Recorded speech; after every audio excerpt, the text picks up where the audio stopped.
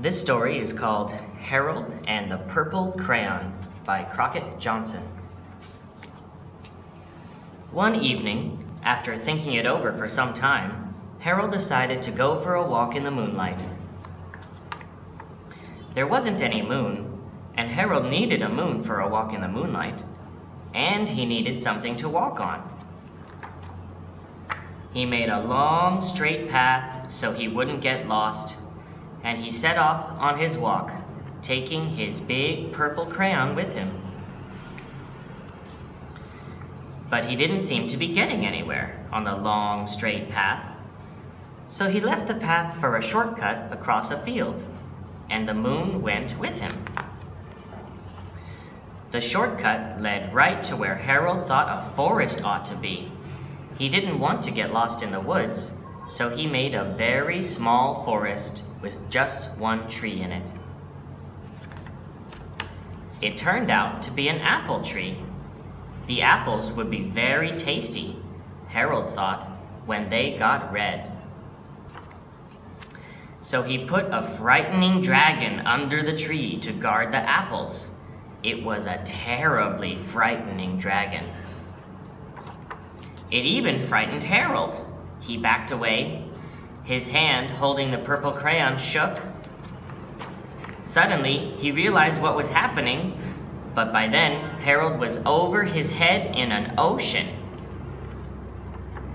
He came up thinking fast, and in no time, he was climbing aboard a trim little boat. He quickly set sail, and the moon sailed along with him. After he had sailed long enough, Harold made land without much trouble. He stepped ashore on the beach, wondering where he was. The sandy beach reminded Harold of picnics, and the thought of picnics made him hungry. So he laid out a nice, simple picnic lunch. There was nothing but pie, but there were all 9 kinds of pie that Harold liked best. When Harold finished his picnic, there was quite a lot left. He hated to see so much delicious pie go to waste. So Harold left a very hungry moose and a deserving porcupine to finish it up. And off he went, looking for a hill to climb to see where he was. Harold knew that the higher up he went, the farther he could see, so he decided to make the hill into a mountain. If he went high enough, he thought, he could see the window of his bedroom. He was tired, and he felt he ought to be getting to bed. He hoped he could see his bedroom window from the top of the mountain.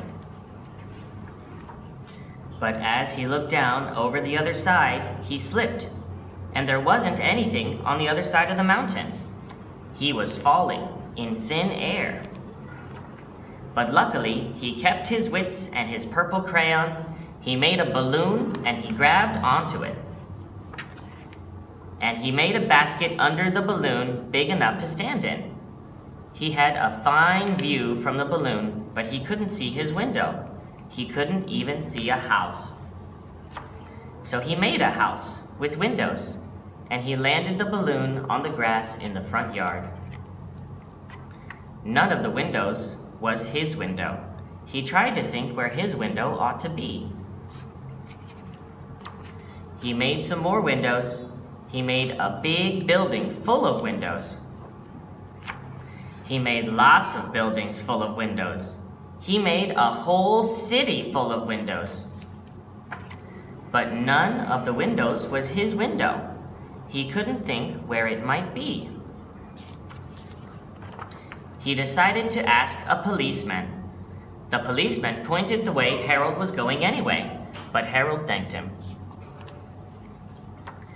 And he walked along with the moon, wishing he was in his room and in bed.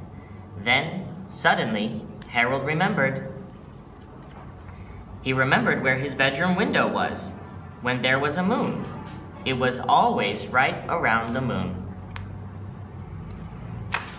And then Harold made his bed. He got in it, and he drew up the covers.